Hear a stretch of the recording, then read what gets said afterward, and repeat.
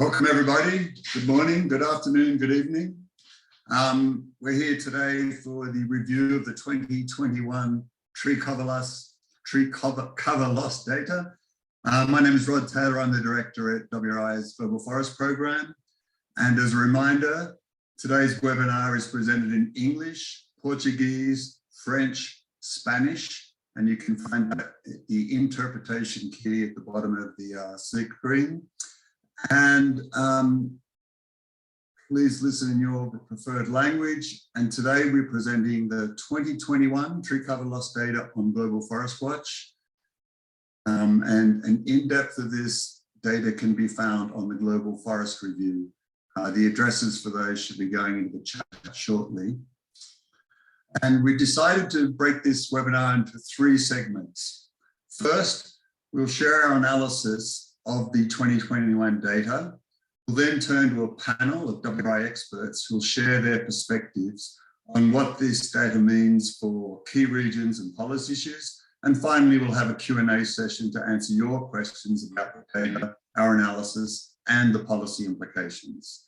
So first, to our opening speakers, I'd like to introduce Michaela Weiss, who's the Deputy Director of Global Forest Watch WRI, and she'll be backed up by Elizabeth Goldman, who's Senior Research GIS Manager at WRI. So Michaela, without further ado, over to you to introduce the statistics. Great, thank you, Rod. So yes, today we are presenting the 2021 tree cover loss data, which is a collaboration between WRI's Global Forest Watch team and the University of Maryland. Researchers at the University of Maryland analyze the satellite images to create this data every year, and our Global Forest Watch team provides additional analysis and commentary and makes the data freely available on the Global Forest Watch platform. You'll notice throughout our presentation today that we use the terms tree cover loss and forest loss rather than deforestation. That is an intentional choice and reflects the fact that we can't actually tell from the data whether or not the changes we see are caused by humans and whether or not they are likely to be permanent changes, both of which are typically included in definitions of deforestation. As in previous years, we're focusing especially on the loss of humid tropical primary forests, which you can see in green on the map here, which are some of the most important forests for biodiversity and for carbon storage. And critically, the vast majority of modern day deforestation is taking place in the tropics. One thing that's new about the data this year is we have an additional layer of tree cover loss due to fire from the University of Maryland. This data pinpoints where we see loss that is caused by wildfires, by intentionally set fires, or by fires that have escaped from agriculture, hunting, or other human activities. And as you'll see during the presentation, being able to separate out these losses due to fires from losses due to other causes is very helpful for understanding some of the nuances in the trends we see in the data. So with those technical details out of the way, let's go into the findings. So the loss of tropical forests remained stubbornly high in 2021. We found 11.1 million hectares of tree cover loss in 2021, with 3.75 million hectares occurring within humid tropical primary forests. That is equivalent to a rate of 10 football pitches of primary forest loss every minute for the entire year. Tropical primary forest loss resulted in 2.5 gigatons of carbon dioxide emissions in 2021, which is equivalent to the annual fossil fuel emissions of India. We actually found an 11% decline in the rate of primary forest loss in the tropics between 2020 and 2021. But as you can see in the graph, most of that change is explained by a decrease in the loss due to fire, shown here in brown. We're certainly not seeing the persistent declines in primary forest loss that we will need to if we want to reach zero forest loss by 2030, as set out in the Glasgow Leaders Declaration on Forests and Land Use and this other wave of forest-related commitments. If we look at where these primary forest losses are happening, you can see that Brazil tops the list by far for the most primary forest loss, followed by the Democratic Republic of Congo. This is perhaps not so surprising since those two countries also hold the most primary forest to begin with. But one thing that's different this year, and the same was true in 2020, is that Bolivia has surpassed Indonesia for the third place spot on this list. That is reflective both of the very high rate of loss that we see in Bolivia this year and the fact that we have seen steady declines in Indonesia. So let's look now at the losses in different countries. We'll start in Brazil, which, as I said, consistently tops the list for the most primary forest loss. In fact, over 40% of the total primary forest loss in the tropics occurred in Brazil, and the vast majority of that took place in the Amazon biome. The loss of primary forests in Brazil has been persistently high over the past several years. You can see, though, that the loss due to fire, which is shown here in brown, has fluctuated over time depending on the conditions for fires to spread out of control into forests. The non-fire losses, however, which are typically associated with agricultural expansion in Brazil, actually showed a 9% increase between 2020 and 2021. This is largely consistent with Brazil's official monitoring system, PRODIS, which found that 2021 had the highest rate of clear-cut deforestation in the Amazon that we've seen since 2006, a time when many measures are put in place to reduce the rate of deforestation in the Amazon. In particular, this year we saw an intensification of primary forest loss in the western Brazilian Amazon, with some of the key states there seeing greater than 25% increases in the rate of primary forest loss.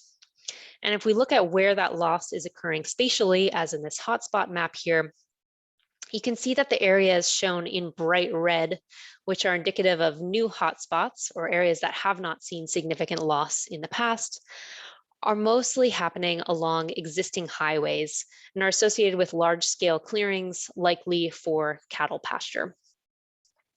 Primary forest loss in the Amazon is particularly worrying right now because of new evidence that the Amazon is losing resilience and might be closer than previously thought to a tipping point where vast areas of rainforest would transform into a savanna, resulting in massive carbon emissions.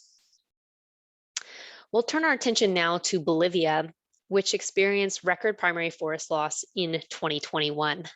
As I mentioned, it surpassed Indonesia for the third place spot for most tropical primary forest loss. Around a third of that loss in 2021 was due to fires. In Bolivia, fires are almost always set by humans, but spread out of control due to dry and hot weather. And as in the past couple of years, we've seen significant burning of primary forests within protected areas. The remaining 2/3 of the loss is likely associated with agricultural expansion. And new research from WRI has shown that Bolivia is becoming more and more of a hotspot for soybean-related deforestation in particular. With that, I will pass it back to Rod. Thanks, Michaela. Now we're going to turn over to Liz Goldman, who will run through the statistics on Southeast Asia, the Congo Basin, and non-tropical areas. Over to you, Liz. Great, thanks, Rod. So we have good news to share again this year in Indonesia. In 2021, Indonesia experienced a 25% decline in primary forest loss compared to 2020, its fifth year in a row of decline. The new fire data, again depicted in brown on the graph, shows the large-scale forest and peat fires which devastated the country in 2015. And since then, fire seasons in Indonesia have been relatively quiet with little forest loss due to fire. Over to Malaysia, which also experienced a fifth year of declining primary forest loss. And while this recent trend is also good news, Malaysia has also lost nearly a fifth of its primary forest since the year 2001. And some estimates say up to a third of its primary forest since the 1970s. This downward trend, especially in Indonesia, shows the government and corporate commitments are working to slow primary forest loss. And my colleague Hidayah will go into more detail about the exact policies and programs that seem to be having an impact a little later in the presentation. Moving over to Africa, where the Democratic Republic of the Congo had the second highest amount of primary forest loss in 2021, losing nearly 500,000 hectares of forest. As we've covered in previous years, primary forest loss continues to be driven by the expansion of small-scale agriculture and harvesting of trees for charcoal production and fuel wood. The amount of primary forest loss has been consistently high since the year 2016. Light orange areas on the map show where there's statistically significant sporadic primary forest loss, and these largely follow small-scale shifting agricultural areas.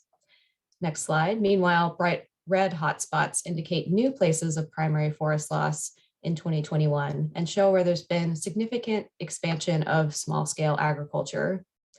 Next slide. They also show significant new activity in the western part of the country near Kinshasa, where charcoal production is prevalent. DRC's vast forest and carbon-rich peatland is a globally important carbon sink, and big changes are needed to curb this persistent high rate of loss, including pursuing new development pathways and improving agricultural yield so that the expansion of agriculture doesn't continue unchecked into primary forests. Urban and rural communities also need access to affordable clean energy to reduce reliance on fuel wood. Elsewhere in the Congo Basin, bright spots of hope can be found with both Gabon and the Republic of Congo is experiencing 2 years in a row of declining primary forest loss. Last year, Gabon experienced a 17% decline in loss compared to 2020 and became the first African nation to receive a payment for reducing carbon emissions and deforestation. The Republic of Congo also experienced a decline in primary forest loss, 26% compared to 2020, and recently passed a law which would allow Indigenous people and local communities to legally hold, manage, and thereby protect their forests. Finally, we want to step back from the tropics to consider tree cover loss in all climate domains, where we noticed a concerning amount of loss in boreal forests in 2021. While tree cover loss in boreal forests rarely results in permanent deforestation, the rate of loss reached unprecedented levels in 2021, increasing 30% compared to 2020. And tree cover loss in Russia is what drove much of this increase. So in 2021, Russia experienced the worst fire season on record, with more than 6.5 million hectares of tree cover loss, and over 80% of this loss being due to fire. Now, fires are a natural part of boreal forest ecosystems. However, larger and more intense fires than a forest's natural fire activity are concerning. The Russian fires are particularly worrying because of Siberia's vast peatland area and melting permafrost, both of which can release massive amounts of stored carbon when peat is dried or burned and when permafrost melts. And this can lead to a feedback loop in which hotter, drier conditions related to climate change lead to increasing fires, which lead to increasing carbon emissions, and which can lead to hotter, drier conditions, and so on. And so urgent action is needed to prevent these feedback loops from developing further, and we'll need to continue to monitor these fires with the new data in the years to come. Back to you, Rod. Thanks. Thank you, Liz. So I guess overall, we're seeing a picture where we're still losing forests at an unacceptable rate, and at a time when we need to bring those rates down very sharply to meet the Glasgow Forest Declaration and other pledges to end forest loss and reverse it by 2030. So we're hoping that those people listening to this seminar, governments and companies, can use this data analysis to drive action. We want to point out what's working and what's not, and we look forward to working with you all on that. On that, I'd like now to turn to our panelists who provide their expert insights. We'll have a quick round robin for each of them to give a brief introduction, then we'll begin the Q&A. Feel free to submit your questions throughout, and today's panelists are, when you, the questions, please enter them into the chat. We won't be able to see the raised hand feature as we're leading the webinar. So the experts we have Hidayah Hamza, who's the Forest and Peat Monitoring Senior Manager at WI Indonesia. We have Eli Hakizimwami, who's the Country Manager of our office in the Democratic Republic of Congo. We have Fabiola Zabini, who's the Director of Forests, Land Use and Agriculture in WI Brazil. And we'll have Francisseymour, who's a Distinguished Senior Fellow with WI's Forest Program. As well as that, we'll have Arif, Michaela, Elizabeth on hand to answer further questions. So we'll start with Hidayah. Take it away. Thanks, Rod. Excited to hear the good news in Indonesia. So looking at the continued downward trend in Indonesia, This indicates that corporate commitments and government actions are clearly working, as mentioned by Elizabeth. Indonesia is heading in the right direction to meet some of its climate commitments. And these commitments are full net sink by 2030, which include preventing deforestation, as well as rehabilitating and restoring forests. Indonesian government has also increased fire monitoring efforts, created a permanent moratorium on primary forest and peatland conversion, and expanded the mandate of the Peat Restoration Agency.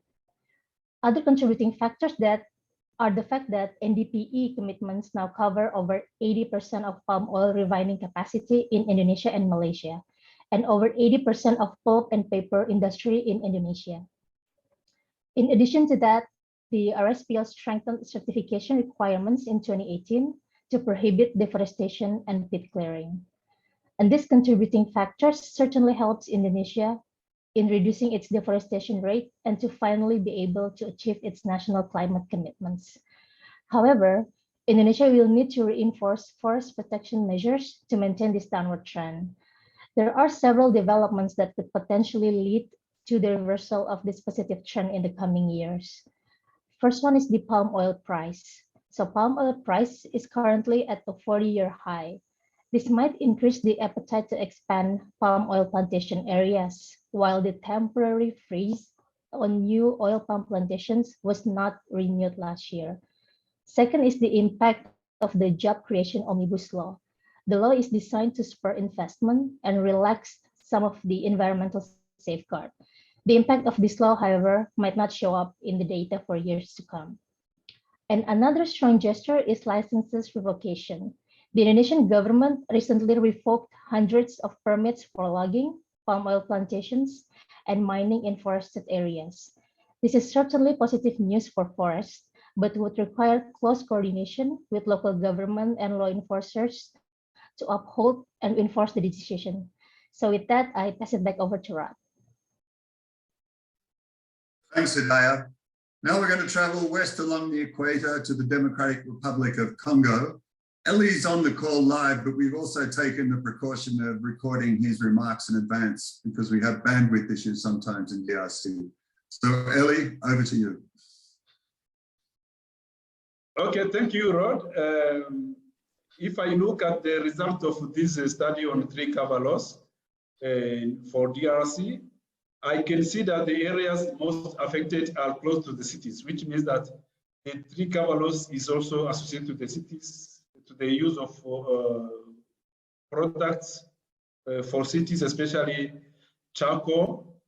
For instance, if we take the case of Kinshasa and also most of the cities in DRC, 95% use charcoal as source of energy. So if one has to stop or to decrease the deforestation, they have to invest also in the use of alternative source of energy, such as LPG or electricity, and also other clean energy. So also we may say also that is associated by agriculture, because most of the cities, they also need much food, which unfortunately is produced using shifting cultivation, which of course contribute to the tree cover or forest cover loss. Looking at the southern part of DRC, this part there's too much mining. Also, the northern part of DRC, there's also the mining, which mostly is associated with the armed groups that are operating in that area. So also, this means also peace in these areas is very necessary if we have to save the forest, but also the responsible mining in the areas where mining is illegal need also to be promoted. Thanks. Thanks, Ellie. Now we're off to Brazil, and Fabiola Zabini, you're giving us a rundown on the Brazil stats. Thank you. Hi, Rod. Hi, everybody. Well, the data about Brazil and the Amazon is alarming, but also and unfortunately predictable. The increase of illegality in the last years as a result of the weakening of command and control actions, combined with an economic and land use model that is still did not consider standing forest as an active or as an asset, explain the results. The shift expansion to the Western region bring new concerns, but also potential good news. The efforts in Pará and Mato Grosso are starting to bring positive results. We know that it's still too early to affirm that the decrease of deforestation is a tendency, but we can infer that a subnational public-private effort is a strategic pathway to really change the equation in favor of the forest protection. Therefore, we can say that the data is also not so predictable. For us who works in the Amazon for a long time, and instead of the reasons that I mentioned before, we also see many innovative public-private partnerships and initiatives happening on the ground, translating the private sector commitments to specific territories, promoting what we can call now as a bioeconomy, strengthening the role of indigenous people as guardians of the forest. But it's still not enough. The data brings us a challenge that we need to innovate. We need to think different ways to really tackle urgently the deforestation in the Amazon. And why? Because there's no 1.5 target degree without the Amazon. And there's no Amazon without a sustainable economic model, development model, where stand forest is perceived as an asset. 6% of the Amazon biome is in the Brazil. So the Brazilian society is still very important to really move forward in an environmental and a just transition to the Amazon. So looking to potential solutions, we are working now to really bring a pan-Amazonic strategy, combining the WRI matrix, partners and tools in a current strategy. Our vision is really avoid the tipping point of the Amazon in the next 10 years by transforming the socioeconomic relations between forests, rural areas, and cities in the Brazilian Amazon, and make it as a just transition, leaving no one behind. Innovative socioeconomic solutions that connect cities, forests, and climate programs. No? We have a program called like New Climate Economy for the Brazilian economy, for the Brazilian Amazon, that will be launched in the COP27, and a lot of insights and recommendations about how can we change the equation will be brought then on that moment. We also have a very strong restoration program being implemented through assisted natural restoration that will allow the Brazilian private sector and also the agribusiness sector to really regularize their land and be in compliance with the forest code, the Brazilian forest code. We have also Seeds for Forest project that will more and more combine cities consumption with forest production in a way that promotes forest protection and not deforestation.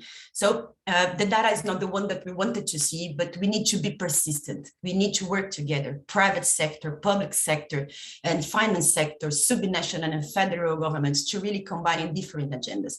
Transparency is fundamental, and WRI and WRI Brazil will keep working with the public systems, the one that it's managed by INPE projects and other key players as MAP Bioma, ZIPA, to really guarantee transparency and hopefully better numbers in the next year. Thanks, Rod. Thanks, Fabiola. Let's hope to see the numbers improve. And finally, but certainly not least, I'd like to turn to Francisseymour to give us more context on what we're seeing in the data. Over to you, Francis. Thank you, Rod. Well, as I think most of us remember, it was about 6 months ago that 141 heads of state committed to halt and reverse forest loss by 2030. But as most of the 2021 forest loss had already happened before those heads of state made the pledge in Glasgow, the numbers that we're sharing today actually provide something of a baseline for assessing the effectiveness of the actions that they take to follow through on that pledge. But it's really clear that those actions are going to have to be dramatic and they have to be taken soon. Because as the charts you've been seeing demonstrate, we've got 20 years of data showing the persistent annual loss of millions of hectares of primary tropical forests alone, but we don't run out of fingers counting the number of years we have left to bring that number to zero. So for me, there are a couple of things that jump out from the 2021 data.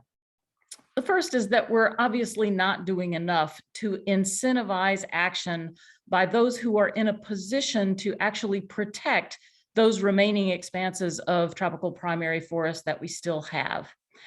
Michaela mentioned that 25% uptick in forest loss, primary forest loss in the western states of Brazil, some of the most forest rich in the world.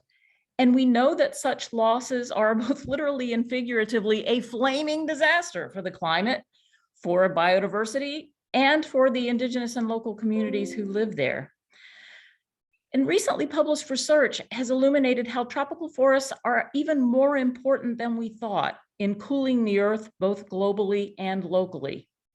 So we need to find a way to reward countries such as Gabon, which managed to reduce deforestation last year from an already low base and get them a larger share of climate finance. And as Liz and Ellie have both suggested, we need to increase flows of green investment to provide access to clean energy and forest-friendly development path in countries such as the DRC. And of course, the stewards of forests and indigenous territories deserve more of both kinds of finance. The second thing that jumps out at me from the 2021 data is that while international support can of course help, it's the domestic politics of forests that make all the difference. Let's compare Brazil and Indonesia's experience over the last 20 years. Even though the two countries have faced a relatively common international environment over that period, their trajectories of forest loss have diverged twice. After 2004, Brazil brought down a sky-high deforestation rate in the Amazon and kept it down for about a decade through a combination of government and private sector action. But over the last few years, the policies of a new administration have managed to largely unravel that success story. By contrast, Indonesia was on an upward trajectory of forest loss during most of this century, culminating in the catastrophic fires of 2015. But as Hidayah described, in 2021, Indonesia chalked up its 5th year in a row of reducing deforestation, and not just a little bit, thanks to a combination of government effort and private sector restraint that we hope will prove durable. My third and final point coming out of this year's data, and this is the scary one, is that climate change itself is making it harder and harder to even maintain the forests that we still have. The new data set described by Michaela reveals just how much of the year-to-year variability in tree cover loss is due to fires, and that fire-related loss is an increasing share of the total. Wildfires are often linked to the hotter, drier conditions that climate change is bringing, but those compound. In fact, they're added to and maybe exacerbate the similar local effects of deforestation itself. And that combined loss of forest resilience is getting us closer and closer to tipping points, such as the wholesale conversion of the Amazon from rainforest to grasslands that will release enough carbon into the atmosphere to blow any hope of achieving the Paris climate goals right out of the water.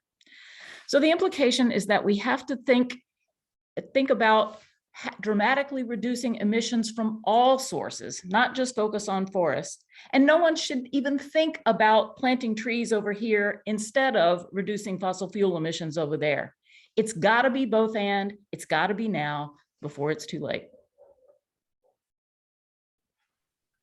Thank you, Francis. And for those of you who want to read more of what Francis has got to say, I understand, Francis, you've just written a blog and we're going to put the link to that in the chat. So with that, I'd like to thank all the panelists for their succinct views on what's going on. And now we're going to open up to Q&A. We'll try to answer some of your questions in the chat and we'll call on panelists to answer the others. So first up, we have a very broad question, which I'm hoping Michaela can answer. And the question is, how was the data collected? And is it primary or secondary data?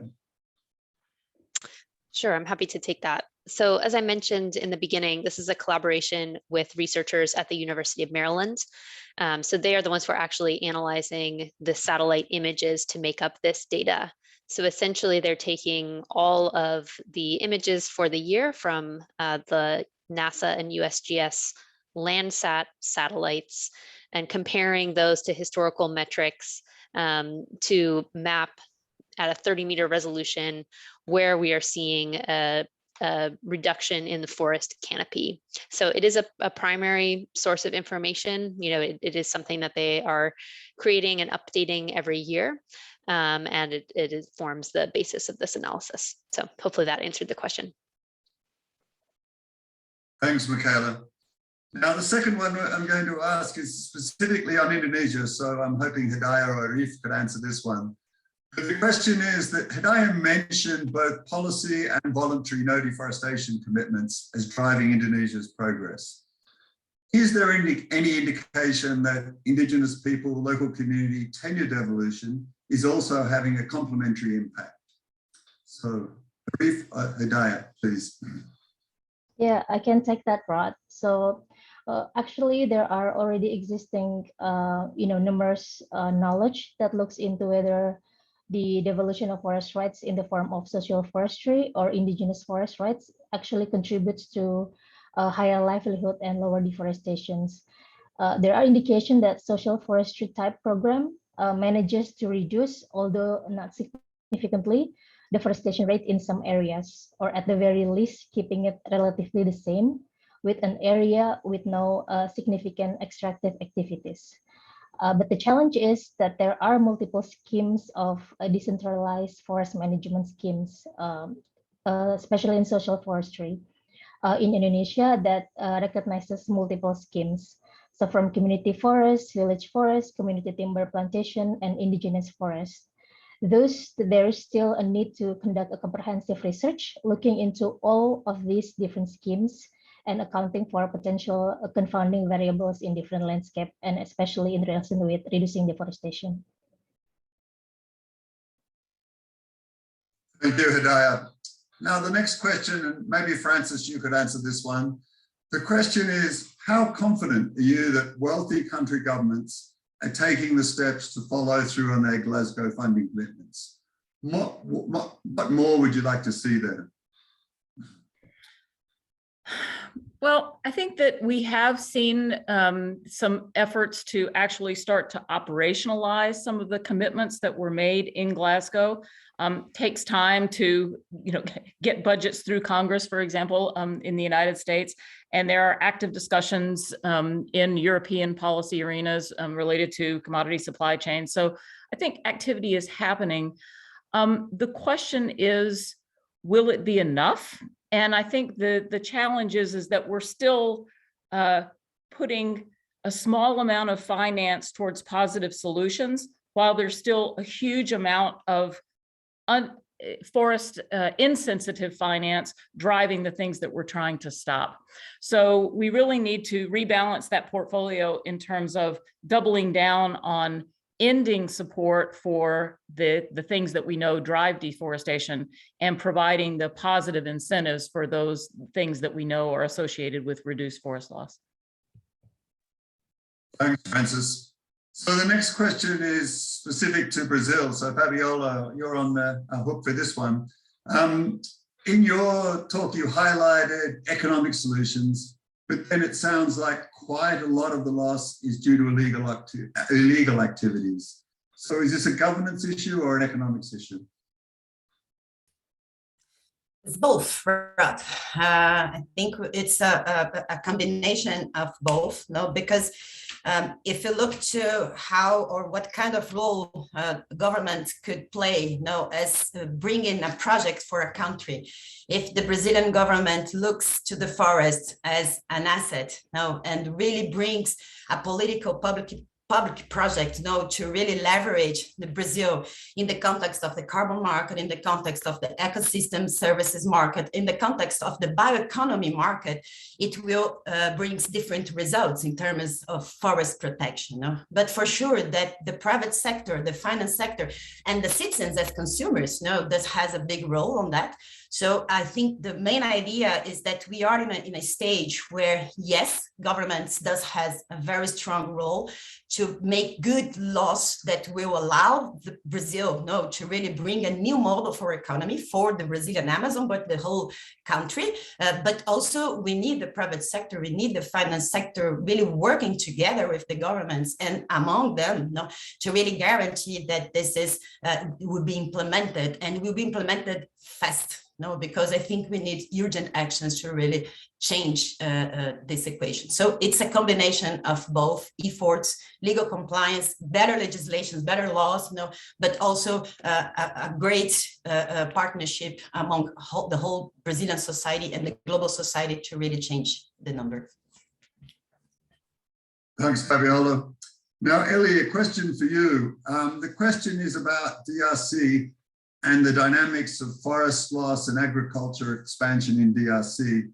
And the specific question is, what's the source of the data for land use, please? And how is this updated?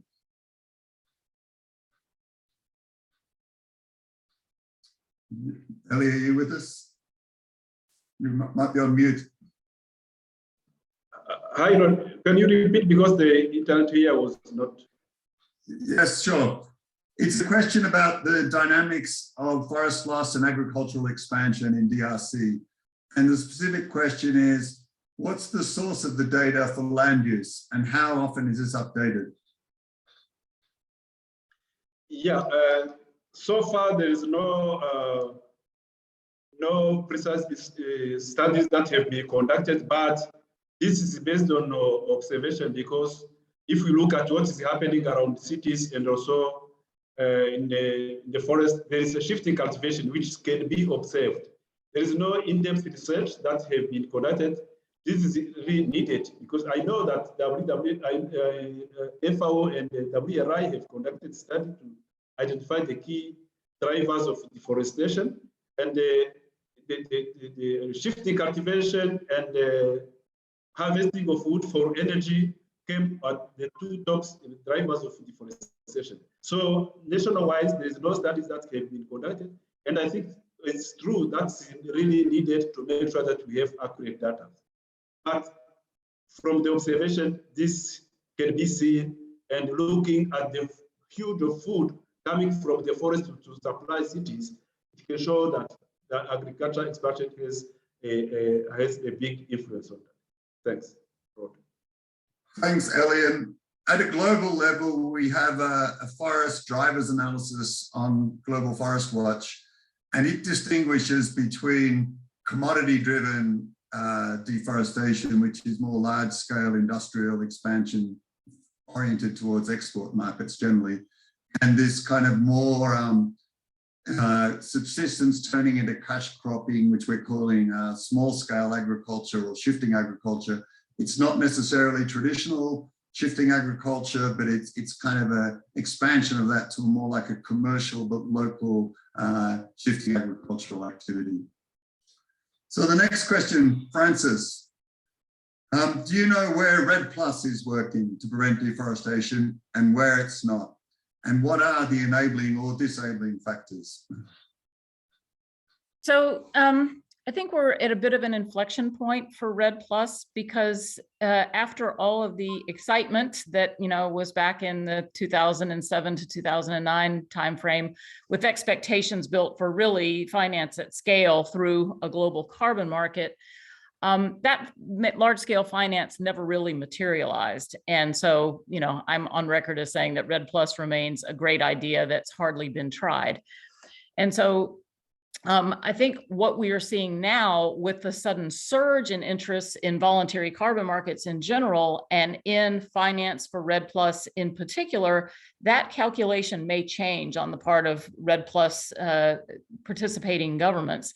And so the kinds of commitments that we saw in Glasgow and the potential of forward commitments from buyers who would be willing to promise to buy specific volumes of reduced emissions at attractive prices, we might start seeing government actions in response to those prospective flows of finance in the next couple of years of data. Center for International Forestry Research, World Resources Institute, many publications available researching what's happened in individual countries that I won't try to summarize here, but clearly it's a combination of the domestic political factors and the nature of the agreement and the dynamics of the relationship between the source of the funding and the recipient country. Thanks, Francis. And we had a quick kind of follow-up question, which I might try and answer, which is, do we think voluntary carbon markets are a viable solution to incentivize reforestation? So we and other NGOs have been working on what the guardrails for a good voluntary carbon market would be. And that includes guardrails on the supply side to ensure that carbon offsets or credits aren't not being as excuse for delayed action in a company or country's own sectors. And then secondly, the issue of making sure that the activities generating those credits are really welcomed in the landscapes where they're taking place, and they're following good, sound principles of protecting social and environmental values and so on. The question is specifically about reforestation. And yes, carbon markets can drive restoration across all the spectrum, from more trees in the landscape to straight out reforestation. But we also think it's just as important that the mitigation conservation hierarchy applies, so that those investments are targeted towards saving what we've got, as in protecting intact forests and standing forests, rather than being all devoted to reforestation, which is kind of repairing the damage after it's done. So the next question is on timber. And the question is, could you tell us more about the timber sector in regards to deforestation? What are the main pulp and paper production areas in the world? And perhaps a bit of the context regarding smallholder conditions. I might also try to take this one as well. So if you'd asked me this question 10 years ago, I probably would have said the pulp sector is a major driver of deforestation globally. But since then, the pulp and paper sector at large has pretty well weaned itself off deforestation. It tends to be reliant on plantations. Some of those plantations, which are older, did in fact replace natural forests, but most of the recent ones, whether they're in Brazil or other regions of the world, tend to be on areas that were degraded before they were planted. So I'd say that the pulp sector is less of a villain in the deforestation game than it might have been 10 years ago. And some of the companies are actually taking actions to redeem and remediate some of the historical clearing they've done. And that includes projects related to the reforestation, and some are also investing in conservation areas. So I think the link between timber generally, including pulp and paper, and deforestation is real, to the extent that often we see a pattern that an area of forest will be selectively logged, and that will open it up to encroachment and access from others, and that can spiral into more and more encroachment and eventually a degraded forest that it's much easier to justify for awarding a permit that allows some other land use, because there's less valuable forest remaining. But it's a very different story from place to place, and so I think it's a difficult one to generalize for. I hope that's a help towards answering the question. So another question for Indonesia.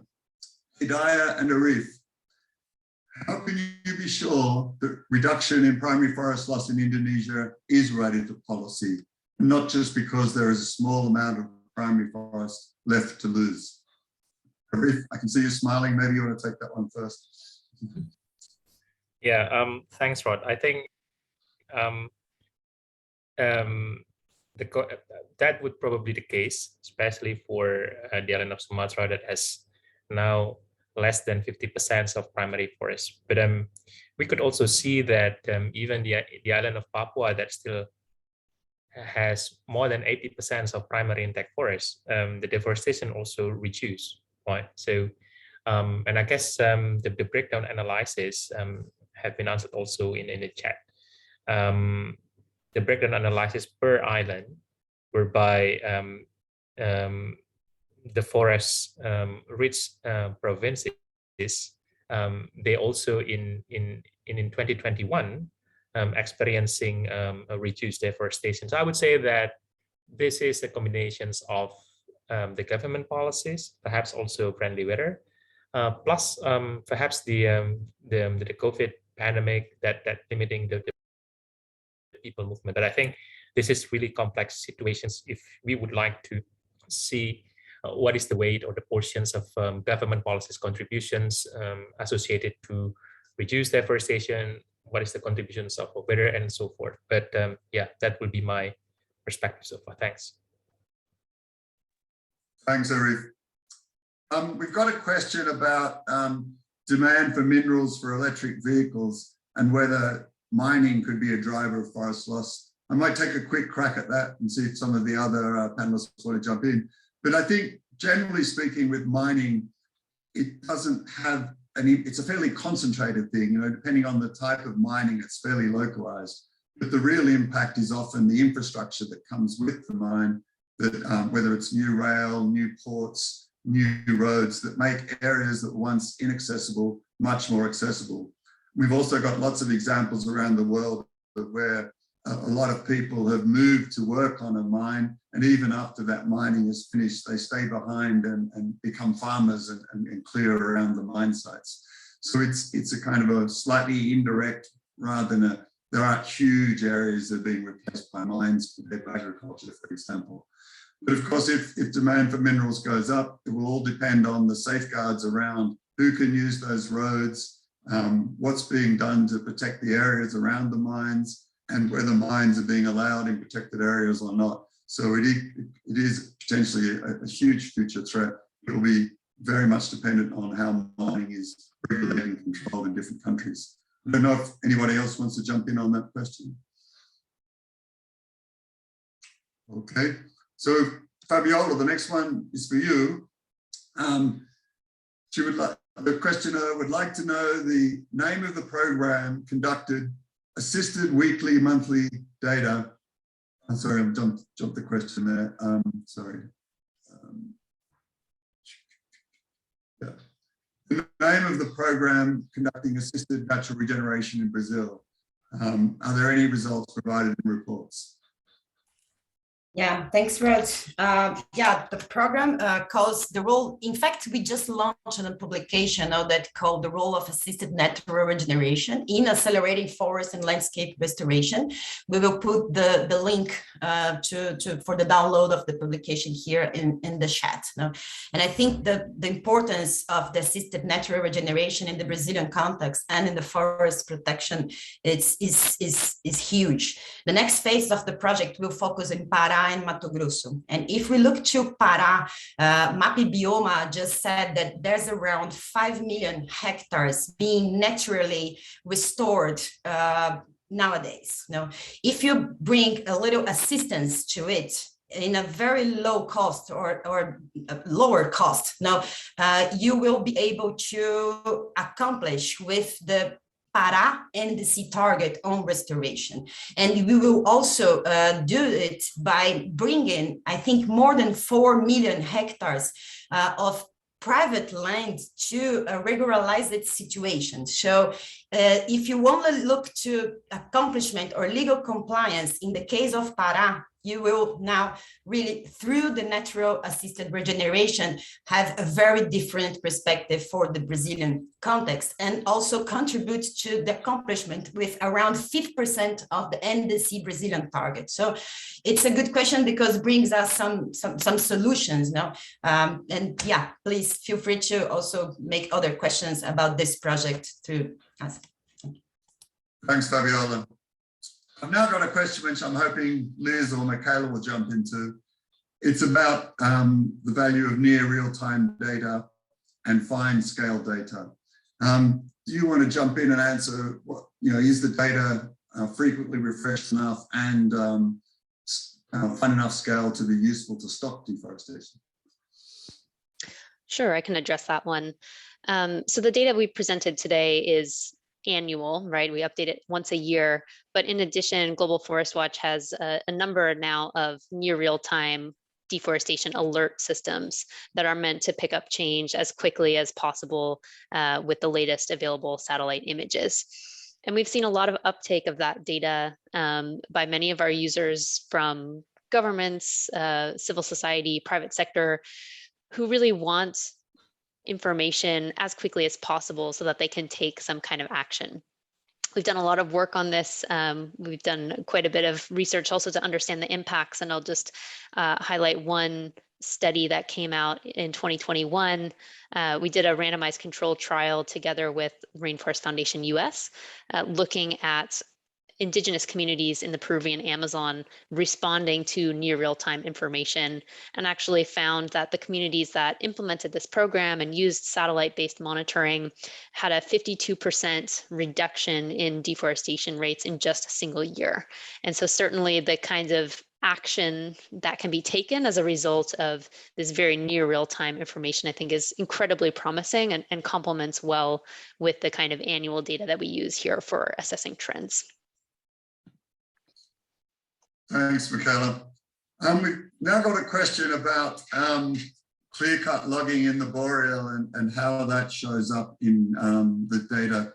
I'll have a quick go at answering that, and Elizabeth, you might want to jump in too, but broadly speaking, all forms of tree cover loss, whether they're from logging, urban expansion, fire, or straight out forest conversion, show up in the data as tree cover loss.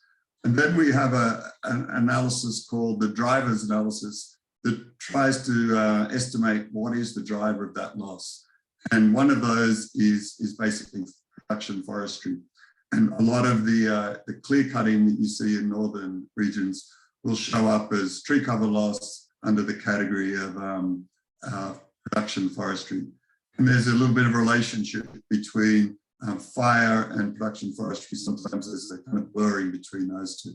So when we talk about primary forests, we're focusing on the tropics because that's where we have the strongest data sets on primary forests. But the clear-cut logging, regardless of the patch size, does show up in the data, and you can make a call on whether that should be deforestation or not. Generally, those areas regenerate, but if you're a long way north, that can take hundreds of years. So it's a never-ending debate on whether that should be called deforestation or not. Liz, do you want to jump in with anything else on that? Yeah, I'll just say a couple of things. So I think there's been some questions about gain too, and whether or not the subsequent gain would be picked up in the data. That's something that we don't currently have very recent data on Global Forest Watch to cover. The current gain data set goes through 2012, although we are working with the University of Maryland to put a new height gain data set on Global Forest Watch, and generally are making improvements on being able to track this annually in the coming years, we're hoping. We also have a very active research on our driver data sets as well. So trying to fine tune what drivers are causing the loss that we're seeing in the data.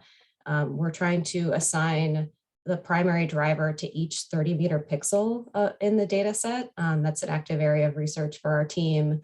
Also increasing the resolution of this 10-kilometer driver data set that Rod mentioned, and then assigning drivers to some of the deforestation alert products that Michaela mentioned.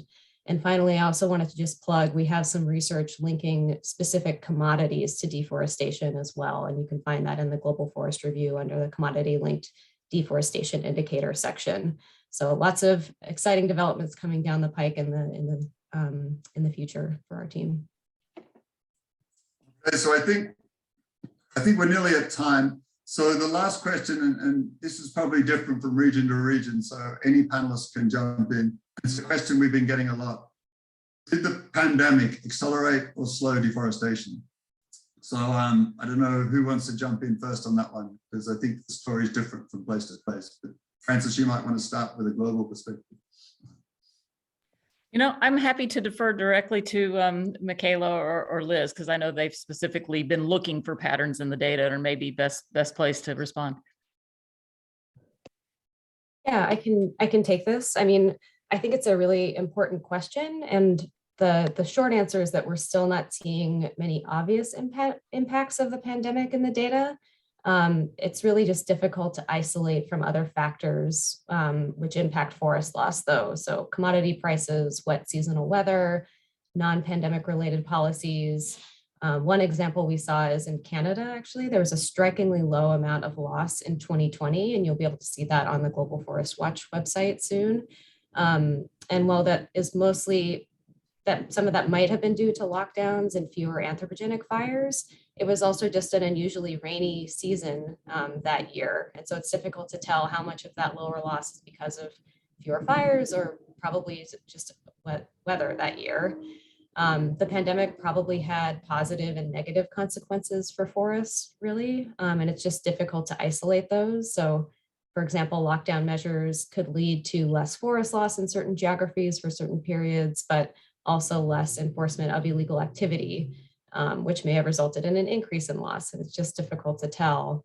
And then there's also pandemic-related impacts from policies too. So economic recovery measures like the omnibus bill in Indonesia, it's just not fully implemented and hasn't come online fully. And so those types of policies may show up in the data in the coming years. So not a very satisfying answer, but there's just complex forces at play that are difficult to disentangle, and we'll have to continue to study this in the coming years. Okay, I'll just see if we can have one last question. The question is, we've seen success in Indonesia. What could Brazil or the Congo Basin countries learn from that success? It's a difficult question, and I don't know if someone wants to take a pot at it in the last few minutes here. Very briefly, Rod, I think as from a Brazilian perspective, no, we have a lot to learn one from each other, and it's true, the sectorial public and private partnerships and the palm oil moratorium and the whole efforts, and also the subnational agenda that Indonesia put it in place. I think we can learn a lot, and vice versa, because this has a cycle. But we need to strain the South-South cooperation. We need to strain the forest country dialogue, and as much as we could work together, I think we will bring better numbers globally. And this is what matters in the end of the day. And Ellie, I don't know if you have a perspective. Many people say that the Congo Basin is the next Indonesia or Brazil. What's your perspective?